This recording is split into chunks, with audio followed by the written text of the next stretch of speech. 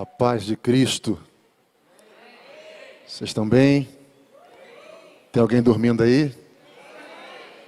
Catuca, ele desacorda, que é hora da palavra. Eu quero externar aqui a minha gratidão, né? A Deus por essa oportunidade e privilégio, né?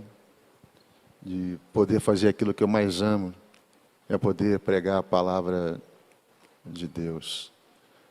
Quero agradecer também aos líderes aí da juventude, dos adolescentes. Eu não acredito em coincidência. Eu acredito em Jesus-cidência. E a isso nós damos o nome de propósito.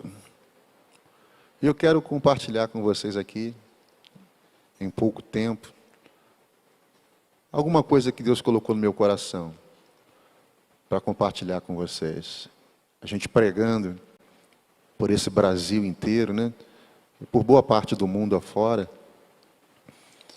a gente tem observado os jovens, né? Não só daqui do Brasil, mas fora do Brasil também, as suas aspirações, os conceitos, aquilo que os jovens esperam, porque não é fácil, não. Você sabia que é na juventude que você tem que tomar as decisões mais importantes da sua vida? Né? Bom, com quem eu vou me casar? Qual a profissão que eu vou ter? Né? Onde eu vou morar? Então, muitas vezes as decisões mais importantes, elas passam pela sua vida quando você ainda é bem jovem. E eu fui jovem, como vocês, dentro de uma igreja, e eu passei por muitas fases da minha vida, e eu queria falar de algo importante aqui. Porque, querendo ou não, você está crescendo. Eu posso ouvir um amém? E eu queria falar um pouco sobre isso. Vamos lá? 2 Reis, capítulo 6. Abre a sua Bíblia, seu iPad, iPhone, iFolha, iPin, seja o que for aí.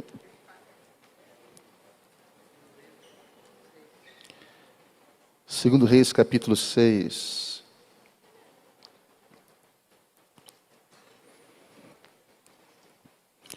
Eu prometo que eu vou ser breve, eu só quero bastante atenção, que você preste bastante atenção, enquanto a gente estiver falando aqui, que vai ser de grande valia para a sua vida. Todos acharam? E disseram os filhos dos profetas a Eliseu: eis que o lugar em que habitamos diante da tua face nos é o quê? Estreito, né? Ou pequeno. Vamos, pois, até o Jordão, e tomemos de lá, cada um de nós, uma viga, e façamo-nos ali um lugar para habitar ali. E disse ele: ide. E disse um: serve-te de ires com os teus servos. E disse: eu irei. E foi com eles. E chegando eles ao Jordão, cortaram madeira. E sucedeu que, derribando um deles uma viga, o ferro caiu na água, e clamou e disse: ai, meu senhor, porque era emprestado. E disse o homem de Deus: onde caiu? E mostrando-lhe ele o lugar, cortou um pau, e o lançou ali, e fez nadar o ferro. E disse: levanta-o. Então ele estendeu a sua mão, e o tomou. Para vocês ficarem contextualizados aqui com o tempo, com o momento, o que acontecia aqui era o seguinte: havia a escola dos profetas, como se fosse hoje o nosso seminário teológico, um instituto bíblico. E quem presidia esse instituto bíblico aqui, esse seminário teológico, era o profeta Eliseu, que havia sido antecedido pelo profeta Elias.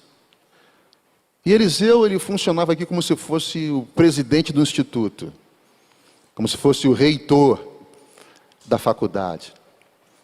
E esse instituto tinha por objetivo criar profetas.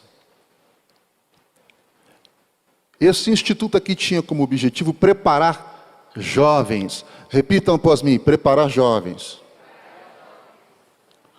para um ministério, para um propósito. E o texto diz aqui, que nós acabamos de ler,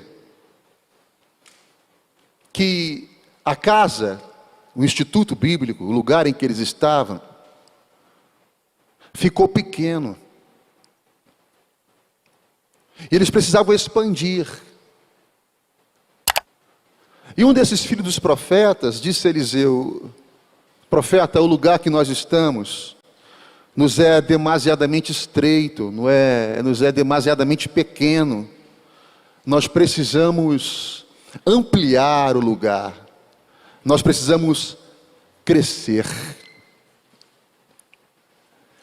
E eu fiquei muito feliz quando eu li isso aqui, porque a visão de crescimento não partiu do líder, mas a visão do crescimento partiu dos liderados. A visão do crescimento partiu daqueles alunos. Porque assim como vocês, dentro deles havia uma necessidade muito grande de crescer, de expandir, de explodir. E eles apresentaram a visão do crescimento ao profeta. O lugar que nós estamos nos é estreito, é pequeno. E eu queria começar essa mensagem aqui falando com vocês uma coisa. Até quando você vai permanecer no lugar estreito? Até quando você vai permanecer no lugar pequeno? Até quando você vai deixar alguém moldar a tua mente, o teu pensamento? Até quando você vai permitir que alguém diga para você: olha, você não vai passar daí, você não é nada, você não tem futuro, olha quem são seus pais, olha do bairro que você vem, olha qual é o teu grau de instrução. Até quando você vai permitir que alguém determine o teu crescimento? O lugar era pequeno, mas a visão era grande. O lugar em que eles estavam era pequeno, mas a visão deles era uma visão grande. Repita: o lugar era pequeno, mas a visão era grande. Você não pode continuar no lugar pequeno. Você não pode continuar no lugar estreito. Porque se é para sonhar, se é para projetar, vamos sonhar grande. Vamos sonhar grande. Por que o senhor está falando isso, pastor? Porque tudo aquilo que Deus criou passa pelo processo do crescimento. Eu vou repetir. Tudo aquilo que Deus fez, tudo aquilo que Deus criou, passa pelo processo do crescimento. Os animais um dia foram filhotes, grandes árvores um dia foram sementes. Você um dia foi um embrião no ventre da sua mãe. Até o universo, que Einstein considerava estático, Janaína, continua crescendo. Hoje, através de instrumentos de medição, sabe-se que o universo continua crescendo. Planetas se chocam, e o universo continua a crescer, a se estender. Tudo que Deus fez passa pelo processo do crescimento. Lucas capítulo 2, versículo 52 vai dizer: e crescia o menino Jesus em graça, estatura e conhecimento para com Deus e para com os homens. Então Jesus, ele crescia, mas não só em estatura. Ele crescia em estatura, graça e conhecimento para com Deus e para com os homens. Jesus, ele não só crescia na vertical, ele crescia também na horizontal. Mas eu me refiro a um crescimento sadio. Como assim um crescimento sadio, pastor? Você já viu um garoto de 11, 12 anos com 1,95 m de altura? Com 2 metros de altura? Já viu esse cara tentando correr? É uma coisa esquisita, é uma coisa estranha, né? Uma coisa estranha. Porque isso é anomalia. Um crescimento muito rápido é uma anomalia. Mas eu me refiro a um crescimento sadio. A um crescimento de forma paulatina. A esse tipo de crescimento que eu me refiro. Então o que Deus tem para vocês? Crescimento. Crescimento em todas as áreas da vida de vocês. Crescimento não só físico, porque vocês estão passando por mudanças, eu vou falar sobre isso. Mas um crescimento quanto pessoa, quanto crentes, quanto filhos, quanto a pais que vão ser. Crescimento em todas as áreas da vida de vocês. Porque Deus é um Deus de crescimento. Deus é um Deus de coisas novas. Gênesis capítulo 1 começa com Deus criando. E criou Deus os céus e a terra. Apocalipse termina com Deus criando. E João diz: eu vi novos céus e nova terra. O nosso Deus é um Deus de movimento. O profeta Ezequiel vai dizer que teve uma visão do trono de Deus. E o trono de Deus se movia. Porque Deus está em movimento. A sua obra está em movimento. Ele quer que a sua vida cresça. E que a sua vida também esteja em movimento. Quantos estão dispostos a experimentar o crescimento na sua vida aqui? Diga amém, eu quero experimentar o crescimento na minha vida aqui. Mas quando nós falamos de crescimento, nós temos que estar abertos a uma coisa chamada mudança. Mudar é necessário. A mudança, ela é necessária. Nós vivemos a pós-modernidade. E quem vai vencer na pós-modernidade? Não é o mais sábio, não é o mais rico, mas é aquele que melhor se adaptar às mudanças. Enquanto nós estamos aqui, o mundo está experimentando mudanças. Nós não vivemos mais no tempo analógico, mas no tempo digital. O mundo está em movimento, pastor, o mundo está em movimento. Enquanto nós estamos aqui debaixo dos nossos pés, placas tectônicas estão se movendo. Porque o mundo está se movendo. Einstein diz que quando você abre a sua mente a um novo pensamento, a sua mente jamais volta ao estágio original. Mudança. Open your mind. Abra a sua mente para o novo de Deus, para experimentar o crescimento que Deus tem para a sua vida. Pastor, me fala mais um pouquinho sobre mudanças. Por que as mudanças são necessárias? Vamos lá. A Bíblia diz em Lucas capítulo 5 que Jesus estava com seus discípulos na margem do mar da Galileia. E ele iria iniciar um projeto. Que projeto era esse? O projeto era uma cruzada evangelística. Jesus iria pregar. E era o primeiro sermão de Jesus. A primeira pregação de Jesus. E vocês sabem que quando você vai fazer uma cruzada evangelística, uma empreitada, fazer uma obra para Deus, você tem um projeto, sim ou não? Você tem um projeto. E agora Jesus começa a pregar. Só que a Bíblia diz que a multidão começa a apertar Jesus. Você já esteve no meio da multidão?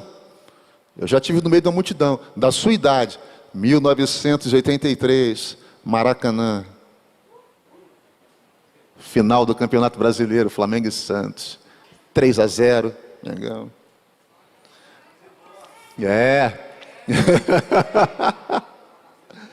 Dias de luta, dias de glória.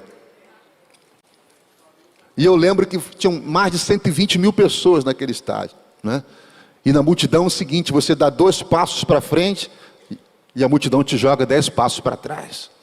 A multidão é assim. E a Bíblia diz que a multidão começou a fluir, apertar Jesus, apertar. Tumulto, multidão, tumulto. E aí Jesus precisou mudar a estratégia dele. Pastor, você está dizendo que Jesus mudou a estratégia? Mudou a estratégia.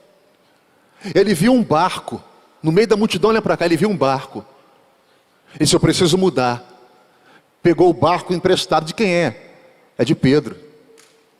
Ele pegou o barco emprestado e pediu para que ausentasse o barco um pouco da margem. E ele entrou no barco e agora ele começou a pregar. E o que mudou, pastor? O que mudou? Mudou o seguinte: agora a multidão não está mais apertando Jesus. Agora a multidão vê Jesus E Jesus vê a todos, porque Jesus no meio da multidão, ninguém via Jesus.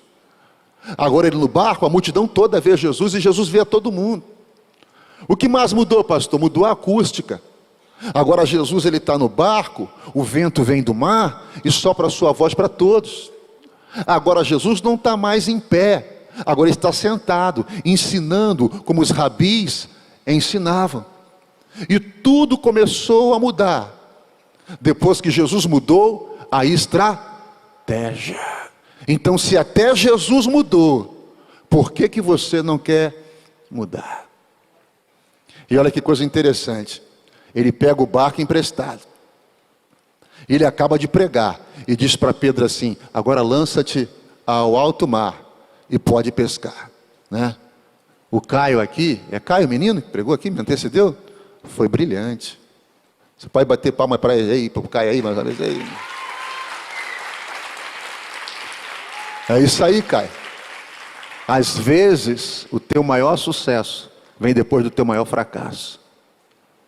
E aí a Bíblia vai dizer que, e Lucas capítulo 5 diz assim, olha só galera, Lucas capítulo 5 diz assim: e colheram uma grande quantidade de peixe. E colheram uma grande quantidade de peixe. Eu não entendia isso. Eu falei, peixe se pesca ou se colhe? O peixe se pesca. Por que o texto diz que eles colheram? Até eu aprender que Pedro semeou o barco na vida de Jesus. E tudo aquilo que você semeia, você colhe. Tudo aquilo que você semeia, você vai colher. Então muitas das vezes, nós estamos fazendo coisas para Deus. Às vezes elas podem não estar dando certo. E aí nós precisamos mudar o quê? Nós precisamos mudar o método. Jesus mudou o método. E ele alcançou êxito naquilo que ele estava fazendo. Você quer ver um outro exemplo de mudança? Êxodo capítulo 18. A Bíblia diz que Moisés ele está instruindo o povo. De 6 da manhã às 6 da tarde, Moisés ficava sentado numa pedra, legislando tudo o que acontecia. Vizinho brigou com vizinho. Moisés tinha que legislar, julgar. Um roubou a galinha do outro. Moisés tinha que julgar, tinha que legislar. E aí o que aconteceu? Moisés ficava o dia inteiro ali. Aí a Bíblia diz que o sogro de Moisés chegou com a mulher dele, com Zípora, a mulher de Moisés e os seus filhos, e disseram: Moisés, o que você está fazendo aí, cara? Vai dar errado, vai dar ruim. Tu passa o dia inteiro aí, cara, e a tua família, você está esquecendo da tua família. Moisés separa 60 homens dentre o povo, homens sábios, cheios do Espírito de Deus, e as causas menores, Moisés, você dá a eles, e as maiores você julga. E Moisés começou a delegar, e a Bíblia diz que Moisés descansou. Aonde é que Moisés estava errando? No método. Porque no Oriente Próximo, na Antiguidade, toda decisão de uma tribo passava pelo chefe do clã. Toda decisão de uma família passava pelo ancião. Mas Moisés não estava liderando uma família. Moisés não estava liderando uma tribo. Ele estava liderando uma nação. Então a ideia dele era boa, mas o método dele estava errado. Ele estava usando um método arcaico, antigo e ultrapassado. Por isso que as coisas estavam dando errado. E por isso que a mudança ela é necessária. Por isso que o crescimento é necessário. O upgrade, a atualização. Pastor, mas você não sabe o que está acontecendo comigo. Eu estou me expondo muito e eu estou passando por coisas que eu não queria passar. Mas crescer dói. Você sabia disso? Existem 2 tipos de dor. Uma que te machuca e a outra que te transforma. Eu tenho uma filha chamada Rebeca. E quando ela tinha uns 8 anos de idade, eu fiquei muito preocupado com ela. Porque ela sentia muitas dores na perna. E a minha família tem um histórico muito grande de doença, de câncer, né? Os meus Os meus avós morreram de câncer, os meus pais morreram de câncer, eu tenho 2 irmãos que fazem tratamento de câncer. E eu sempre fiquei muito preocupado com a Rebeca em relação a isso. E um dia eu tomei coragem e disse para minha mulher: olha, você leva a Rebeca no hospital e vê o que está acontecendo. E ela levou a Rebeca no hospital. E quando ela voltou com a Rebeca, no portão eu já olhei para o rosto dela e eu vi que a fisionomia dela não era preocupante. Eu disse: não, coisa ruim não é. E quando ela entrou, eu falei: minha filha, e aqui que o médico falou? Falou: Alfredo, a Rebeca está crescendo. E essa dor que ela sente na perna é no osso. E ele falou para que a gente não se preocupe, porque é a dor do crescimento. Aí eu descobri que crescer dói. Crescer dói. Muitas das vezes, para que haja o crescimento na sua vida, Deus vai te tirar da tua zona de conforto. Eu não vim hoje aqui para lisonjear você, eu vim para provocar você. Eu vim hoje aqui causar uma tempestade na sua mente, para dizer que Deus tem coisas extraordinárias para a sua vida, coisas grandes para a sua vida, coisas poderosas para a sua vida. Eu vejo isso aqui. Quando eu vi Caio aqui pregando, eu não vi Caio, eu vi um grande pregador pregando para multidões. Porque é o que Deus tem para vocês. Pastor, mas isso parece tudo muito longe. Então deixa eu falar uma coisa para você. Você está falando aqui com um camarada que quando era jovem tinha dislexia, déficit de atenção. E eu falei para a Janaína que na minha época não tinha esses nomes bonitos que a ciência qualifica hoje. Na minha época você era inteligente ou você era burro. Adivinha o que eu era? É isso. Já matou a jogada. É isso. Você imagina a autoestima de um jovem que tem dificuldade de aprender coisas básicas da matemática ou da língua portuguesa. Eu era esse jovem. O meu pai era babalorixá. Pastor, o que é isso? É um cargo lá no espiritismo. Minha mãe, ela se manifestava com demônios e dava consulta na porta de um cemitério no Rio de Janeiro. E eu, esse jovem, aceitei a Jesus como meu Salvador. E a nossa casa era um gongá ambulante, era imagens para todo quanto é lado. E um dia eu cheguei em casa e disse: mãe, sou crente. Como é que é? Eu aceitei Jesus como meu Salvador, mãe. Agora eu sou crente. E eu comecei a desfrutar da mudança que o Evangelho pode fazer na nossa vida. Repita: mudança. É isso que eu estou falar para você hoje aqui. De mudanças. Você está olhando para o improvável. E às vezes eu percebo que o problema de muitos jovens tem sido a autoestima. Se acham incapazes. Muitos jovens acham que não vão conseguir. Porque eles ficam olhando para a vida da internet. Deixa eu te falar uma coisa aqui, parceiro. Na internet tudo é perfeito. Mas aquele não é o mundo real. Na internet todo mundo é bonito. No Instagram todo mundo é bonito. No Instagram todo mundo está sorrindo. No Instagram todo mundo é perfeito. Mas não se engane. Por trás dos holofotes, por trás daquele celular, existem vidas que sofrem por problemas familiares, incompreensões, insatisfações, baixa autoestima, problemas psicológicos não resolvidos, problemas emocionais não resolvidos. O Evangelho tem o poder de mudar isso. O Evangelho tem o poder de transformar isso. E foi o que aconteceu na minha vida. Eu tive o privilégio, meu brother, de pregar para o meu pai. Você não sabe como era o meu pai. O meu pai era um cara, ele não está mais aqui, dorme no Senhor, eu posso falar, né? O meu pai era um cara miserável. Ele dava tchau assim, com a mão fechada. Parecia que no bolso dele tinha um escorpião. Ele nunca botava a mão no bolso para pegar R$1 para a gente. E eu vi meu pai se entregando a Cristo. Meu pai passou a ser dizimista na igreja. Eu não acreditei naquilo. ofertante liberal, ia participar nas campanhas. Sabe como é que foi com a minha mãezinha? Deixa eu te explicar para você aqui. Você que está aqui, que talvez sofra a mesma coisa que eu sofri. Você que está aqui, que talvez tenham pais que não são evangélicos. Ou talvez você também não seja cristão. Deixa eu falar aqui para você, minha casa sempre foi muito cheia. E eu passei essa experiência, tinha uns 16, 17 anos. Minha mãe disse assim: meu filho, ora por mim. E eu disse: tá bom, mãe. Eu fui orar por ela, e quando eu comecei a orar por ela, aqueles demônios que se manifestavam no cemitério se manifestou na vida dela. E eu falei: Jesus, o que eu vou fazer aqui?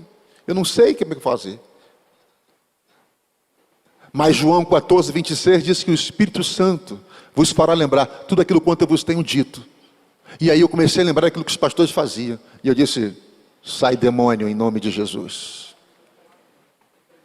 Aprendi. Sai diabo da vida da minha mãe. E aí saía um e saía outro. Saía um e saía outro. Minha mãe tinha acabado de chegar tinha desfilado numa escola de samba no Rio de Janeiro chamada Mangueira. Era muito demônio. E aí, por último, não me pergunte, porque eu não tenho como te explicar isso. Até hoje eu procuro a resposta psicológica, teológica, bibliológica, não encontro. Porque eu aprendi com meus mentores o seguinte: olha, quando o demônio toma as faculdades mentais da pessoa, a pessoa não sabe o que está fazendo. Então eu preciso perguntar para ela qual o nome dela, onde ela mora, para saber se ela está com plena consciência.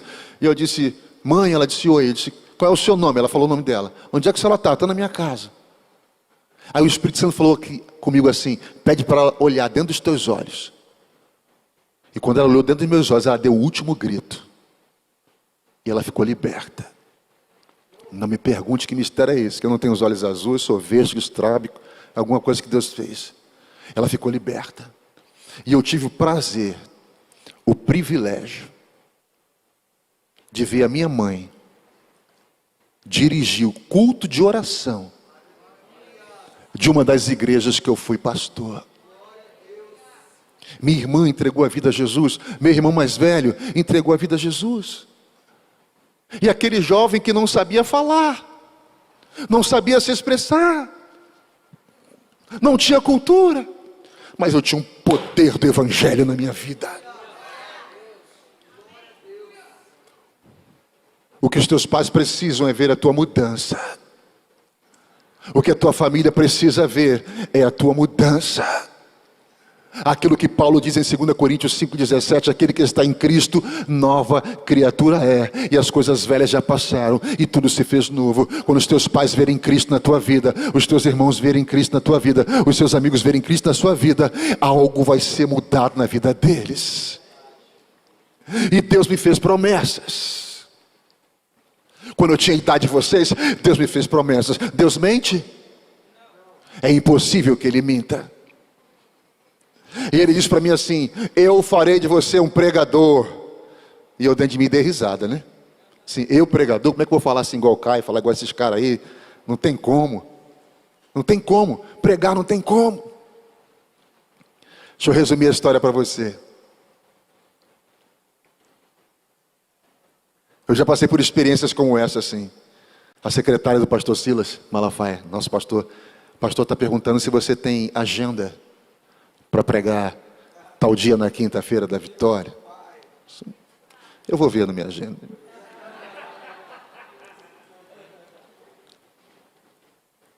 E eu comecei pregando na rua, no ônibus, na praça. E eu só sabia falar: Jesus te ama. Mas era o suficiente. Jesus Cristo transforma, salva e liberta. Era o suficiente.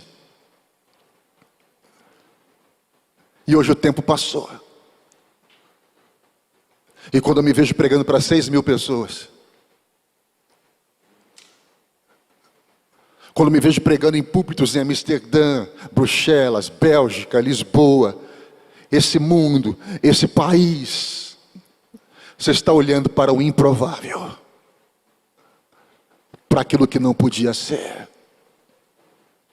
Mas olha para cá mais uma vez, presta atenção, aqui.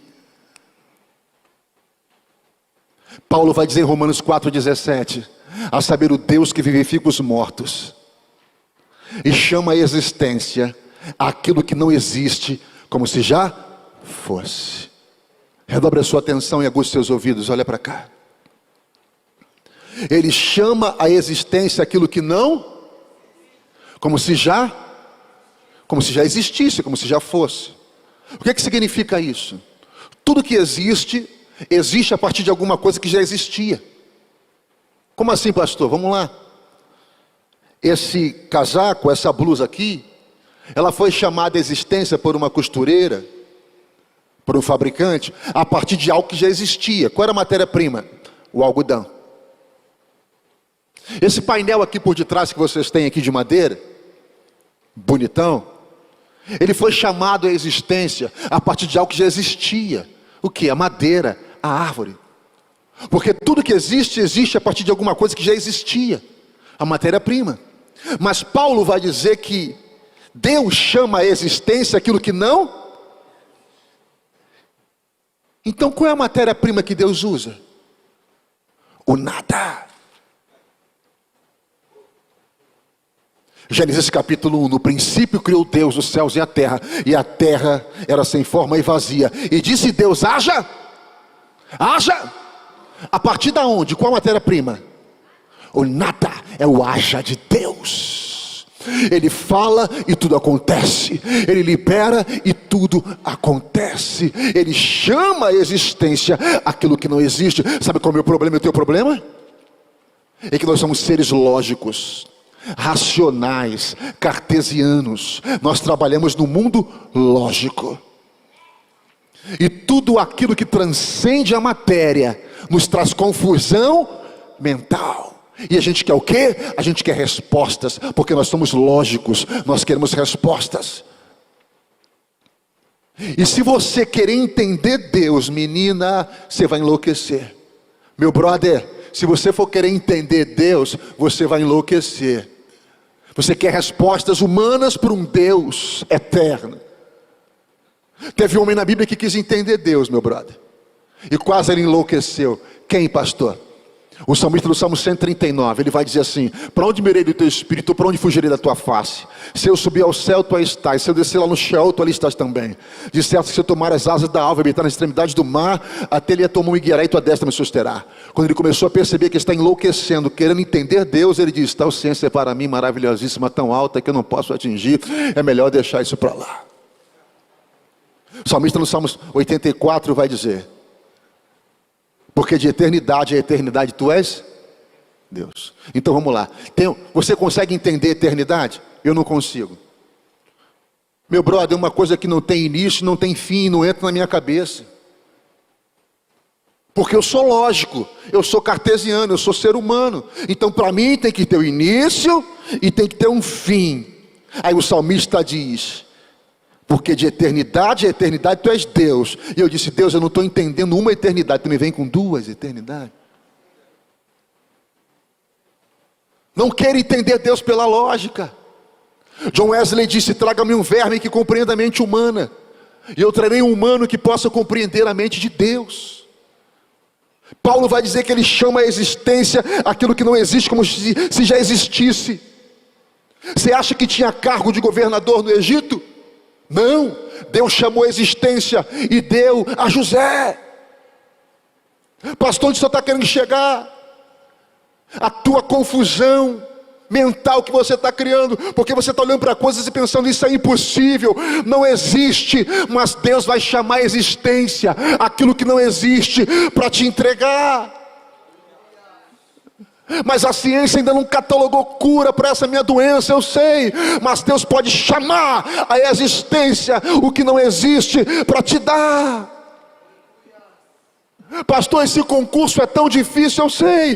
Mas Deus pode chamar a existência aquilo que não existe para te entregar. É disso que eu estou falando. Ele chama a existência aquilo que não existe como se já fosse. É a partir do nada. Ele libera a palavra e tudo acontece. Aí o cara quer entender pela lógica. Moisés, vá a Faraó e diga para ele liberar meu povo. Mas em nome de quem? Meu amigo, quem tem nome é cadeira, é coisa, é pessoa. Eu sou, te enviou, vai lá e resolve a parada. Abraão, sai da tua terra, para onde? Para onde, rapaz? Vai, que no meio do caminho eu falo contigo. É a fé. A fé me diz o seguinte: eu não estou vendo, mas pela fé eu creio. Eu não estou conseguindo dimensionar isso, mas pela fé eu vou continuar. A minha mente não está conseguindo alcançar, mas pela fé eu vou prosseguir. Você não vai desistir, você não vai olhar para trás, você não vai desistir dos teus sonhos, porque tem um Deus poderoso, que Ele é capaz de realizar os sonhos que estão no teu coração. Talvez você esteja aqui pensando: não tem jeito, pastor, não tem saída, não tem como meu pai aceitar Jesus. Deixa o Senhor se encontrar com Ele, que você vai ver que Jesus muda o caráter do homem, transforma o homem.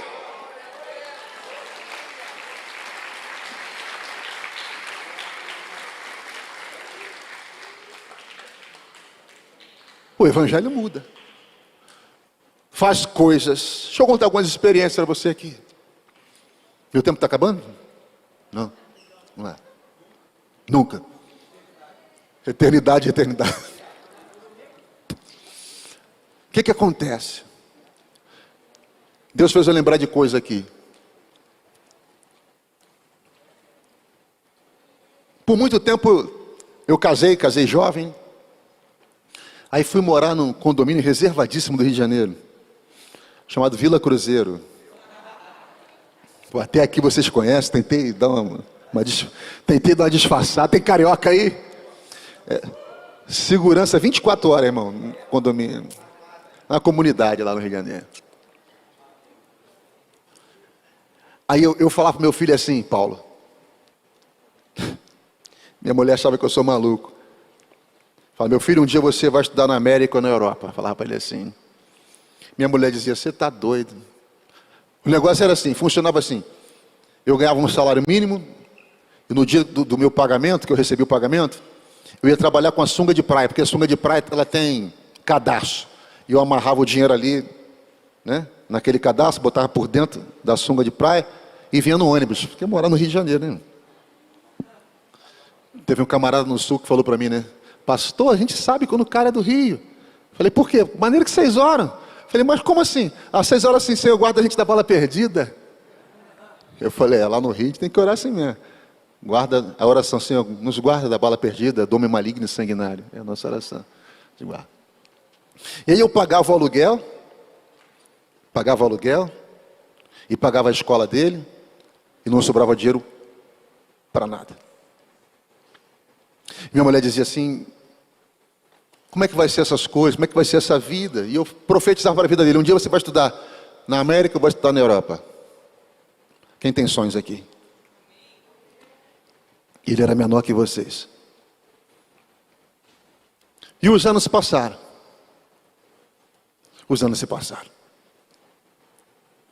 E surgiu uma oportunidade.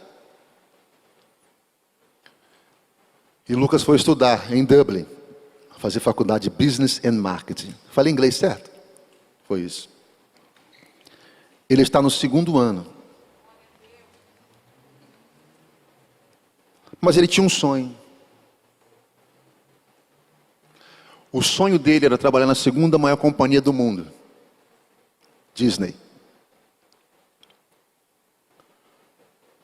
E era uma coisa muito difícil. E nos últimos anos, ele brasileiro, latino, sabe como é que é, né? Faveladinho. E esse ano ele não mandou currículo.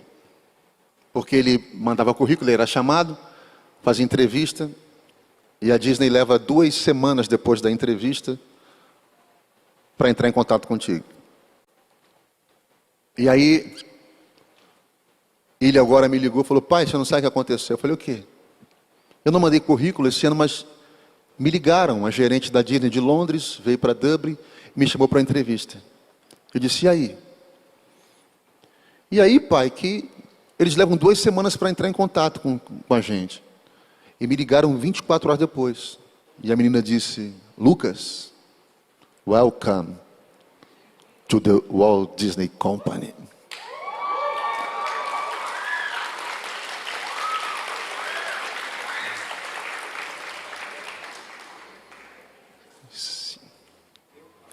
E falou, pai, o senhor tem noção do que é isso? Eu falei, não. Ele disse, nem eu. Ele falou, pai, eu não tenho noção ainda. Aí falou sobre todos os privilégios, né? Aí ele falou comigo hoje. Ele falou, pai, sabe o que eu descobri? Eu falei, o quê? Uma das gerentes aqui, eu vi o currículo dela nas redes sociais, e ela é formada na Universidade da Disney. Eu falei, meu filho, pensei que a Disney fosse só desenho. Ele falou, não, pai, a Disney tem universidade. E eu estou indo para lá. Eu ia mandar mensagem para ele, acabou que eu não mandei. Mas o que eu não falei para eles, eu vou falar para vocês. Se vocês quiserem ser bom em alguma coisa, tenha obsessão por aquilo que você quer. Parte da experiência. Morando ainda nesse condomínio, que eu acabei de dizer, a Rebeca, que hoje vai fazer 20 anos, faz faculdade de Relações Exteriores, e quer ano que vem para a América. Vai ter que começar um novo milagre, oração para Deus fazer, chamar a existência que não, como se já fosse. Eu nunca vou deixar de sonhar o sonho dos meus filhos. Nunca vou deixar de sonhar, né? Eu falo, você crê, minha filha? Creio. Então ore um pouco mais, que é tudo possível ao que crê. A gente não está vendo como, mas Deus faz. E a Rebeca ia fazer 1 ano.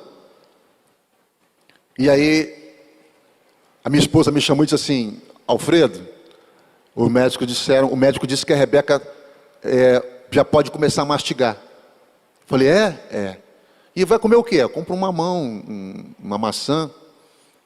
E eu tinha R$1 no bolso e eu me lembrei que o ambulante, camelô, como é que vocês falam assim, aqueles caras que vendem na rua as coisas? Camelô? Lá também é camelô. O lote do mamão na época era R$1. Eu fui lá. Quando eu cheguei lá, o endemoniado aumentou o preço. Não era R$1, era R$1,40. Eu me senti o pior homem da face da terra. Paulo, você sabe o que a sua filha é comer pela primeira vez e você não ter o dinheiro para comprar a comida dela? É porque o pai não tem dinheiro para comprar comida para um filho. Você não sabe o sacrifício do seu pai. Coisas que ele deixa de fazer para ele, para fazer por você. Você não sabe qual é o sacrifício de um pai, de uma mãe. Você só vai entender isso quando você for mãe, você for pai. E aí eu pensei, o que eu vou falar lá em casa? Eu me senti o pior homem da terra. Eu falei, aí eu baixei a cabeça em direção à minha casa. E eu dei uns 10 passos. Tu é profetisa, varô? Pisei na nota de R$10. Mas olha o que é crente. Olha o que é crente. Eu era crente, eu orava mais mesmo, ia mais mesmo, já fui mais crente. E eu falei assim, vou esperar o dono. Irmão, isso é coisa de crente. Eu falei assim, Jesus, isso aqui era de alguém, esse dinheiro era de alguém, que pode voltar para buscar. Eu vou fazer o seguinte, Jesus, eu vou esperar 1 minuto. 1 minuto é 60 segundos, então eu vou contar de 1 a 60. Se o dono não chegar, é meu. Foi os 60 segundos mais rápido da minha vida. 1, 2, 3, 4, 5, 6, 7, 8, 9, 10, 11, 12, 13, 60. Comprei mamão, melão, banana, glória a Deus aí, pelo amor de Deus. Comprei tudo, na época que com R$10 você podia fazer graça, né? Comprei um monte de fruta, cheguei dentro de casa. Por que eu estou contando isso para você? Porque o Senhor é especialista em fazer a gente chorar, né?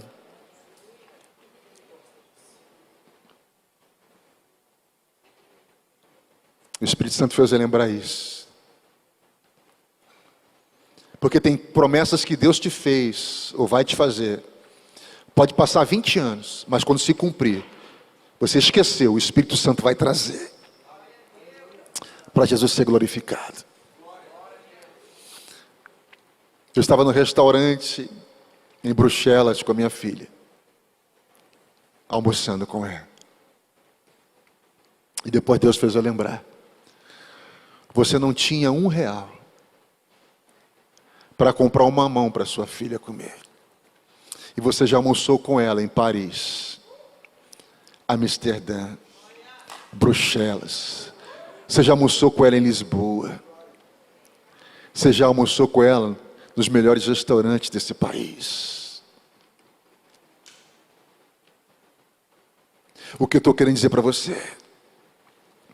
O teu futuro está intacto. Você não viu ainda. Não determine o teu amanhã por hoje.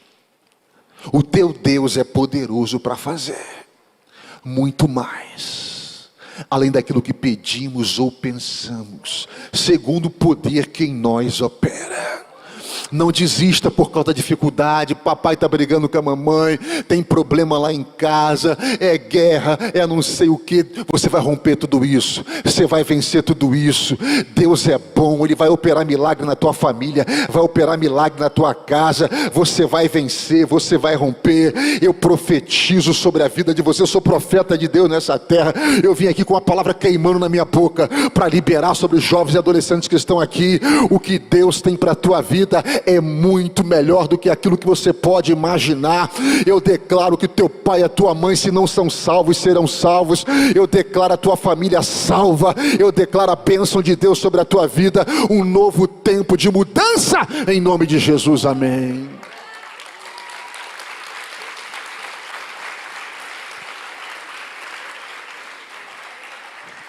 Mudança. Redobre a sua atenção, mais 3 horas eu termino.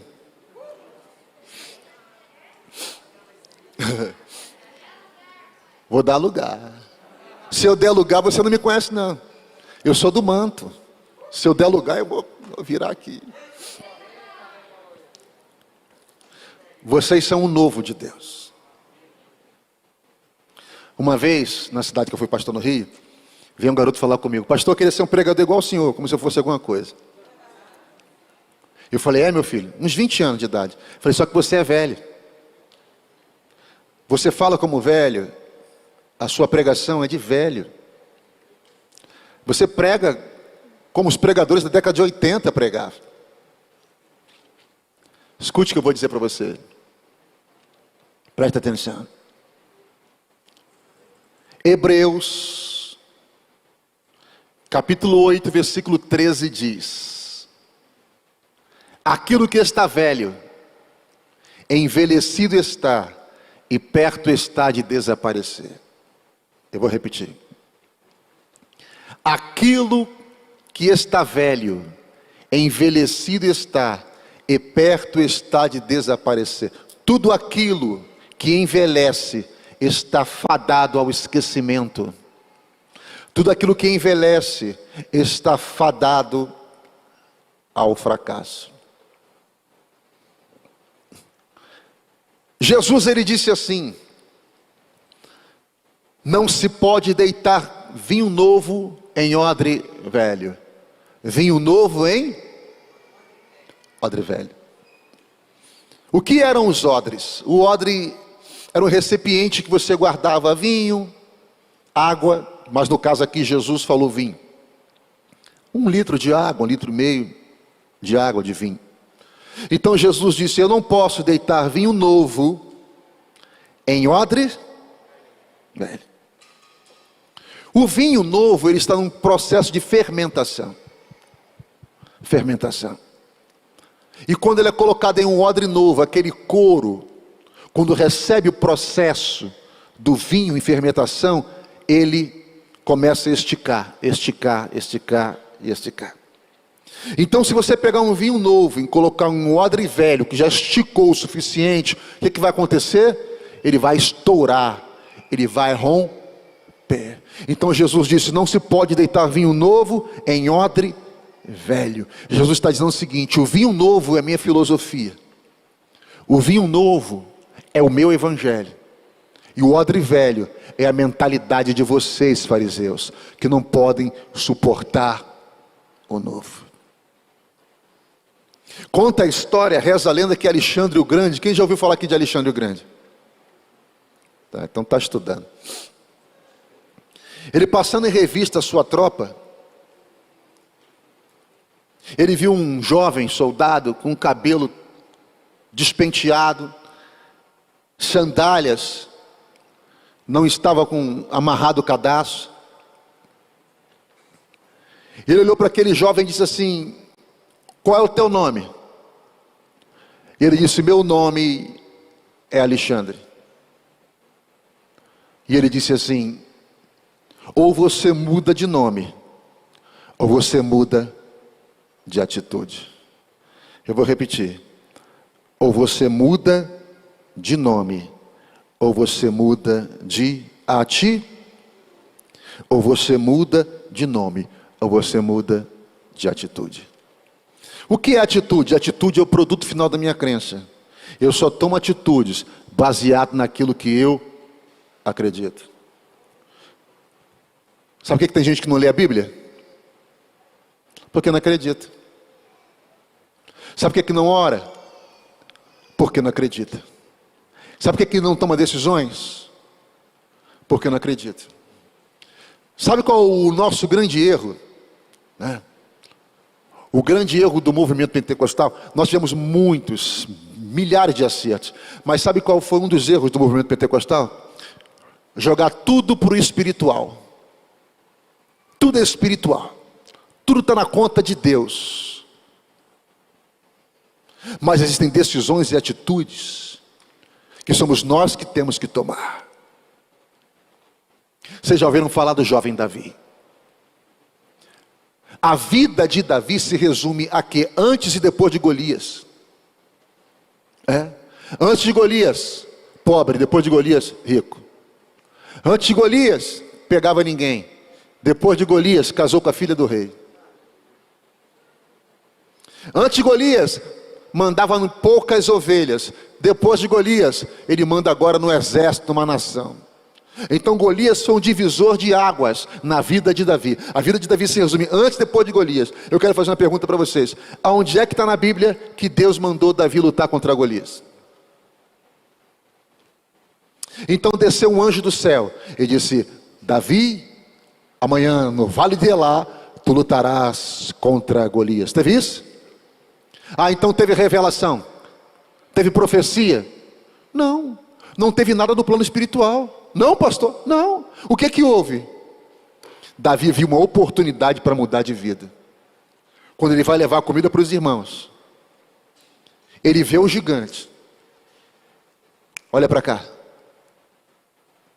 Davi disse assim: o que que vai ser feito do homem que venceu o gigante? Ele estava querendo saber o prêmio, qual é a recompensa. E disseram para ele: olha, o cara que venceu o gigante vai casar com a filha do rei. Com a irmã Mical? Com a irmã Mical. A família dele vai ser isenta de impostos. E a casa dele coberta de riquezas. Sabe o que Davi viu aqui? Uma oportunidade para mudar de vida. Deus é Deus de oportunidades. Só que a oportunidade, ela não espera, a oportunidade passa. E Deus vai colocar, você quer que eu sou profeta para a sua vida? Deus vai colocar oportunidades diante de vocês, agarre-a. Porque as oportunidades virão. Eu vi gente pegando aí, vou repetir.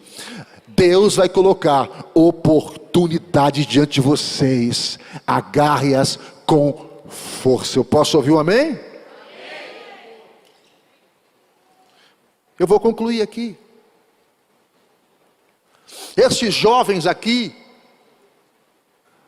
eles disseram o seguinte para Eliseu: olha, a casa é pequena, mas nós vamos descer o Jordão e vamos cortar lenha. Então eles tinham um problema, mas também tinham a solução. Eles trouxeram um problema, mas eles também trouxeram uma solução. Deixa eu falar uma coisa para vocês aqui que estão iniciando aqui carreiras, faculdade, trabalho, igreja. Duas coisas que eu quero falar para vocês. Primeiro, e aqui também serve para os líderes: quando você traz um problema e você não apresenta a solução, você passa a fazer parte do problema. Vou repetir.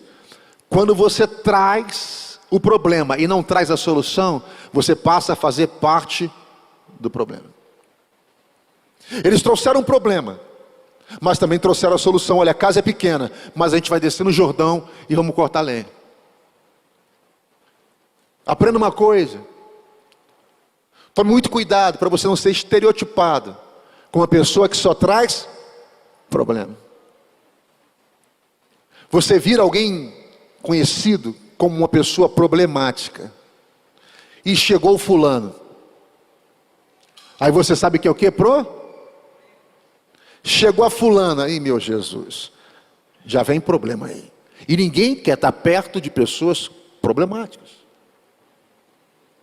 Então, quando você vê um problema, procure a solução.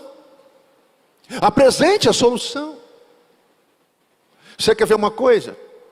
Tem gente que vê problema em cada solução. Filipe. Você sabe que Filipe, discípulo de Jesus, é aquele cara que não entendia muito bem as coisas, né? Ele disse assim: mestre, Jesus, mostra-nos o Pai. Aí Jesus: Filipe, eu estou tanto tempo contigo e tu não sabe que eu estou no Pai, o Pai está em mim, né? Tinha esse problemazinho de não entender muito bem as coisas. Era igual ao Alfredo quando era garoto. E aí em João capítulo 6, eles estão diante da multidão, diante do povo. E aí Filipe apresentou um problema, disse: mestre, é uma multidão, não tem como alimentar esse povo não. Não tem não? Não tem não. Nem 200 denários, 200 dias de trabalho tem como alimentar esse povo. Então Filipe apresentou um problema. Aí vem André. Senhor, aqui tem um jovem que tem 5 pães. Solução. Enquanto Filipe via problema, André trazia solução. Todo mundo fala em Pedro, o apóstolo Pedro, mas sabe quem levou Pedro a Jesus? André, irmão de Pedro. Seja André. Onde é que mais você lê sobre André na Bíblia? André não aparece. André só resolve problema.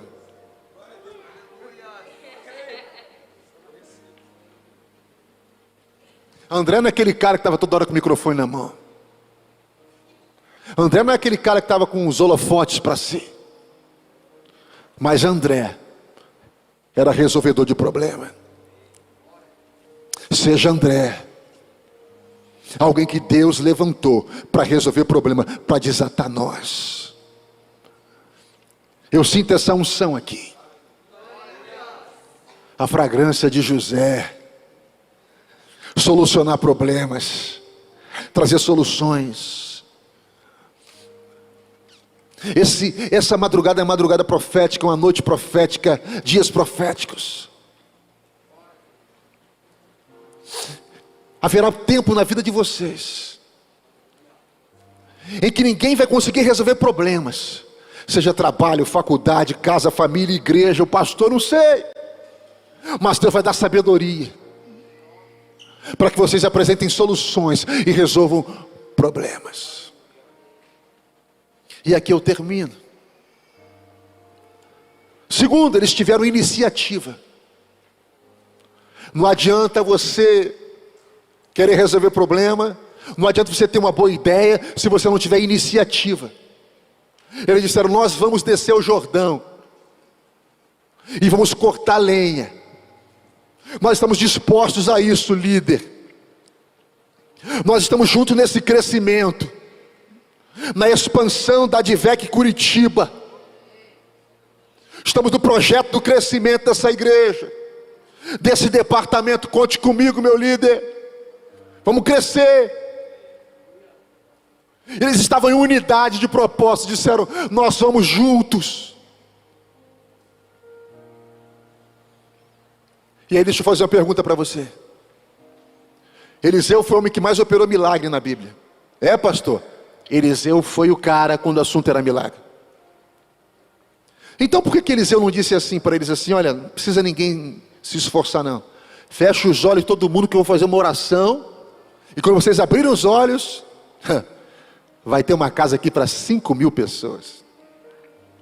Por que não aconteceu isso? Porque quando o assunto é crescimento, nunca haverá milagre, haverá trabalho. Eu vou repetir. Quando o assunto for crescimento, não haverá milagre, haverá trabalho. É cortar lenha. Vai descer ao Jordão. Sucesso só vem antes do trabalho no dicionário, porque o S vem antes do T. E aqui por último, e agora eu termino mesmo, duas coisas. Eles disseram para o profeta Eliseu: serve-te de ires conosco. E o profeta disse: ide, podem ir. Eles só foram debaixo da direção do profeta. Eles só fizeram debaixo do ide do profeta. A ideia era boa, o projeto era bom, eles queriam crescer, eram inteligentes, cheios de fogo, cheios de poder, mas eles só foram depois que o profeta disse: ide. Nunca faça nada sem a direção do profeta. Sempre estejam debaixo do ide do profeta. Tem gente que é muito boa, mas é aquilo que o Dr. Dag Mills dizia: espírito independente. O cara que tem um espírito independente é aquele cara que quer fazer umas coisas sem a aprovação do líder, sem a direção do líder. É espírito independente. Pastor, dá um exemplo de espírito independente. O Joabe era o obreiro de Davi, comandante em chefe dos exércitos de Davi. Davi queria que Salomão fosse o próximo rei, mas Joabe, ele ficou do lado de Adonias. Na batalha, Davi disse assim para Joabe: não toque no meu filho Absalão, poupe a vida dele. Joabe foi e matou Absalão. Davi queria fazer aliança com Abner, comandante em chefe do exército de Saul, e Joabe foi e matou Abner.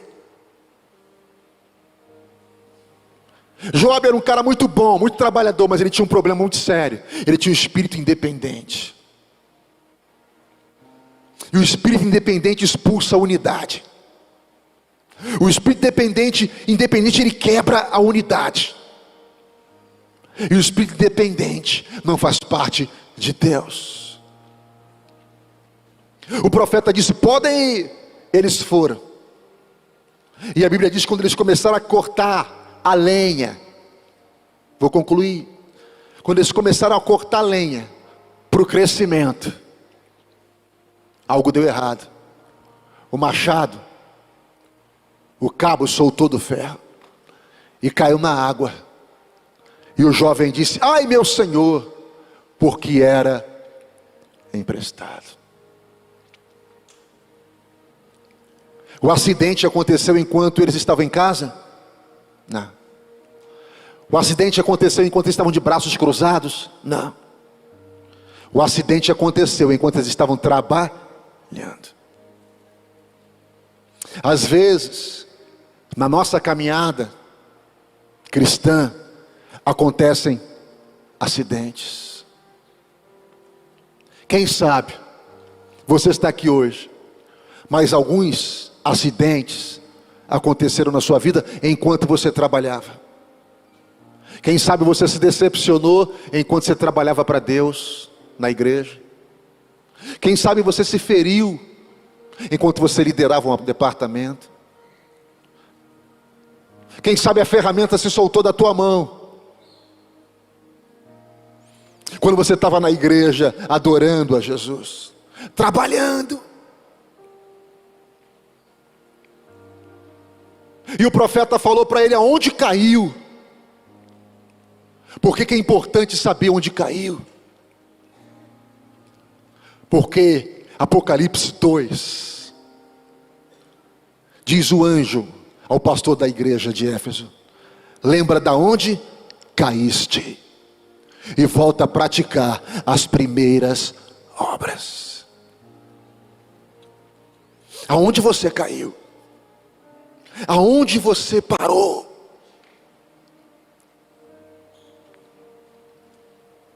O homem de Deus lançou uma madeira na água, e o machado flutuou, o ferro flutuou, e ele entregou na mão do jovem. o machado vai voltar para a tua mão. Eu quero fazer uma oração especial por vocês. Eu queria que vocês ficassem de pé. Eu venho debaixo de uma revelação. Eu venho debaixo de uma palavra profética. E eu vou fazer 2 orações hoje aqui. Eu quero orar por jovens aqui, que estão aqui. Você que tem sonhos. Você que tem projetos. Mas você vive uma dificuldade. Quem sabe você está num lar em que os seus pais não são cristãos. Quem sabe você é zombado, debocham de você por causa da sua fé. Eu quero orar por você. Eu quero orar por você que é visionário, que tem a visão do crescimento. Eu quero orar por você. Mas eu também quero orar por jovens aqui, que estão aqui essa noite, mas que nunca provaram da experiência do novo nascimento. Estava conversando com Janaína há pouco. Eu estava conversando com ela sobre arrependimento. Porque o apóstolo Pedro, em Atos 2:38, vai dizer o seguinte, na primeira pregação de Pedro, a primeira pregação da igreja: arrependei-vos, pois, cada um de vós, para perdão dos vossos pecados. O perdão, ele só pode surgir através do arrependimento. E o que é o arrependimento? Arrependimento no grego significa metanoia. Metanoia significa mudança total e completa de mentalidade. É virar alguém pelo avesso. É como se você estivesse caminhando para o norte, parasse, desse uma volta de 180 graus e voltasse para o sul. E se cumpre o que Paulo diz em 2 Coríntios 5,17, aquele que está em Cristo, nova criatura é. Isso é mudança de vida. Eu não sei o que aconteceu na sua mente, eu não sei o que aconteceu no seu coração, mas só o arrependimento pode remover a culpa. Remorso não faz isso. Tristeza não faz isso. Só o arrependimento tem um poder de remover a culpa. Quando eu entreguei a minha vida a Cristo, eu me arrependi dos meus pecados. Eu me arrependi. E eu entreguei minha vida a Cristo. E houve mudança. Talvez a mudança, tudo aquilo que Deus tem para fazer na tua família, vai começar por você. E eu quero orar por 2 classes de jovens aqui. Por aqueles que querem entregar a sua vida a Cristo. Olha, pelo amor de Deus, eu não estou falando da DEVEC em Curitiba. Você pode entregar a sua vida a Cristo e ir para a igreja que você quiser. Nós não estamos preocupados com isso. Não, pastor, não. Nós estamos preocupados com a sua alma. Porque dentro de você tem uma alma que ela é eterna. E por mais que você pense, pô, mas eu sou tão jovem. Amanhã eu tomo uma decisão. Depois da manhã eu tomo uma decisão. O futuro não existe. Não, pastor, não. Você pode fazer uma projeção do futuro, mas ele não existe. O que existe é aqui e o agora. Eu quero orar por você que quer entregar a sua vida a Cristo. Não é religião, esqueça a religião. Religião é o mal da humanidade. Eu estou falando da experiência transcendental. E a isso a Bíblia chama de nascer de novo. É uma experiência pessoal com Jesus. Eu quero orar por você que quer ter essa experiência, quer surfar nessa onda. E eu quero orar por você que está aqui hoje, mas está afastado. Quem trouxe você hoje aqui foi o Espírito Santo. Não, pastor, foi meu colega, foi a minha colega. Ela foi um instrumento para que Deus te trouxesse aqui. E se hoje você quer entregar a sua vida a Cristo, ou voltar para Jesus, enquanto o Max está louvando ao Senhor, eu quero orar por você. Eu quero orar por você. Mudança de vida. Mudança de vida. O que Deus tem para você é o melhor. O que Deus tem para você é o extraordinário. Pastor, o que eu tenho que fazer? Peça licença onde você está. Venha até o altar, porque eu quero orar pela sua vida.